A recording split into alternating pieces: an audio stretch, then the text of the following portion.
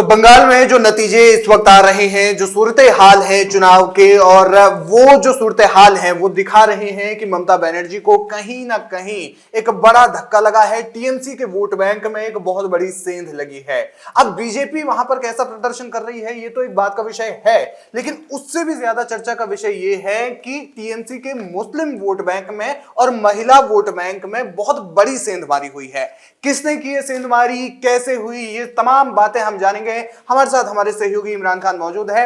इमरान जी, मैं सबसे पहले जानना चाहूंगा कि ममता बनर्जी या फिर टीएमसी का जो कोर वोटर हुआ करता है, महिला वोट बैंक या फिर मुस्लिम वोट बैंक, उसमें एक इस बार बहुत बड़ी सेंधमारी देखने को मिली है। क्या उसका सबसे पहले कारण है? जी, ये मानकर चला जाता था कि बंगाल में महिलाएं और मुसलमान जो हैं वो तृणमूल कांग्रेस के साथ हैं, और पिछले जो नताइज आए हैं उसमें वो दिखा भी। लेकिन इस बार ऐसा लगता है दीदी को इस मामले में एक बड़ा धचका लगा है, और वो भी उनके लिए बड़ा आकलन का विषय रहेगा। पहले मुसलमानों की बात करते हैं। मुस्लिम जो कि टीएमसी के साथ नजर आते थे, क्या उनमें बीजेपी ने सेंध लगाई?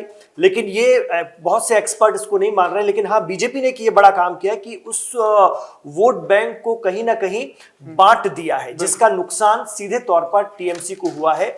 ऐसा फौरी तौर पर आकलन किया जा रहा है। हालांकि अभी तो आगे आने वाले दिनों में इस पर और जब डिस्कशन होगा, इसको और गौर से देखा जाएगा तो और चीजें खुलकर सामने आएंगी।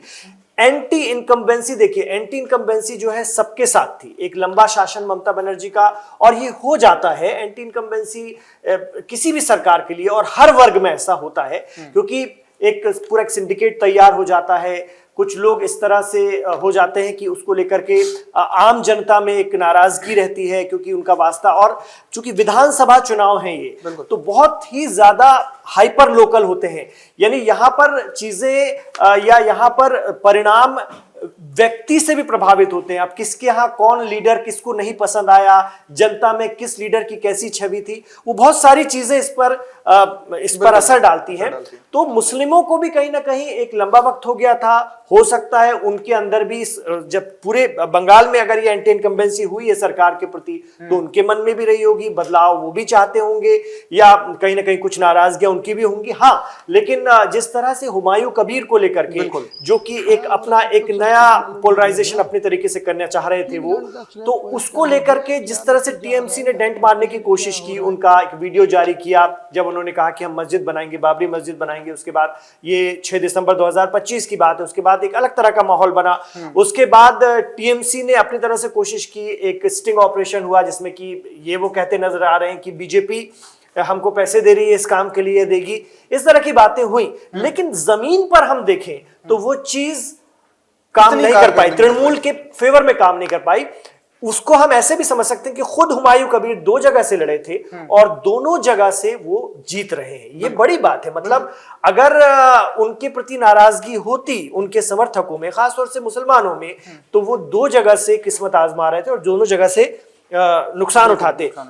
वो अगर मैं आपको बताऊं, रेजी नगर और नौदा, इन दोनों जगह से हुमायूं कबीर ठीक ठाक प्रदर्शन कर रहे हैं, अच्छे मार्जिन से आगे चल रहे हैं अपने निकटतम प्रतिद्वंदियों से। और अगर हम ये नौदा की बात करें तो यहाँ तो टीएमसी का उम्मीदवार जो है तीसरे नंबर पे है। फर्स्ट नंबर पर हुमायूं कबीर है, दूसरे नंबर पर बीजेपी है, फिर टीएमसी का उम्मीदवार है।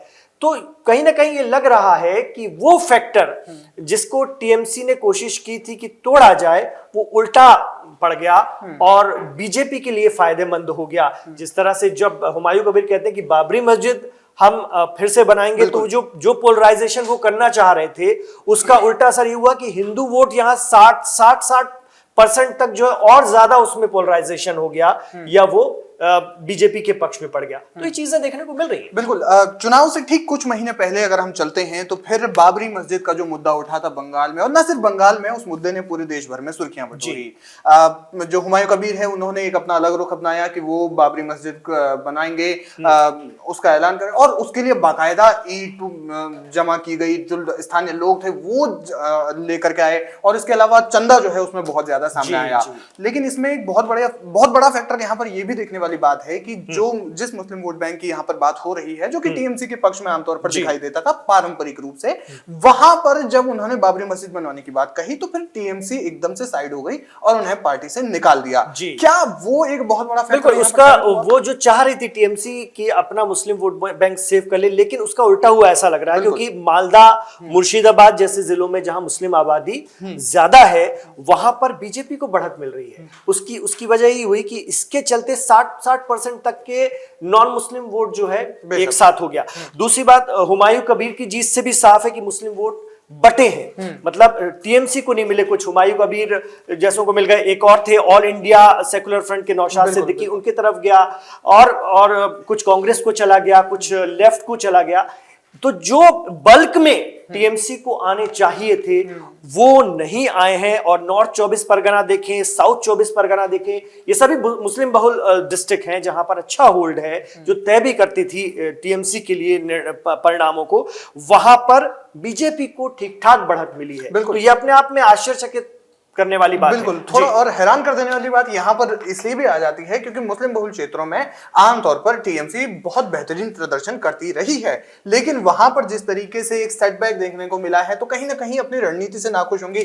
क्या, एक सवाल मैं आपसे और लेना चाहता हूं कि क्या असदुद्दीन ओवैसी का फैक्टर यहां पर एक क्वेश्चन मार्क है, क्योंकि उन्होंने जनता उन्नयन पार्टी जो कि हुमायूं कबीर की है उनके साथ में गठबंधन का ऐलान किया, कुछ सीटों पर वो लड़े, कुछ सीटों पर वो लड़े। क्या असदुद्दीन ओवैसी फैक्टर काम कर गया? ओवैसी फैक्टर काम करता है और कुछ सीटों पर करता है और वो दिख रहा है, और उसका फायदा बीजेपी को मिला है ऐसा लगता है, और टीएमसी को उसका नुकसान हुआ है क्योंकि वो वोट टीएमसी को न मिलके बढ़ गए। ये तो गई मुसलमानों की बात। इसके अलावा आती है महिलाओं का दीदी पर बड़ा भरोसा था। हमने पिछली बार भी देखा महिलाओं ने खुल करके ममता बनर्जी का साथ दिया, क्योंकि वो एक तरह से महिला शक्ति के तौर पे अपने आप को पेश भी करती थी। फिर उनकी योजनाएं कुछ जो रही, लक्ष्मी भंडार योजना जो महिलाओं के लिए थी, महिलाओं के को स्वास्थ्य को लेकर एक स्वास्थ्य साथी योजना उन्होंने चलाई, वो अच्छा काम कर रही थी।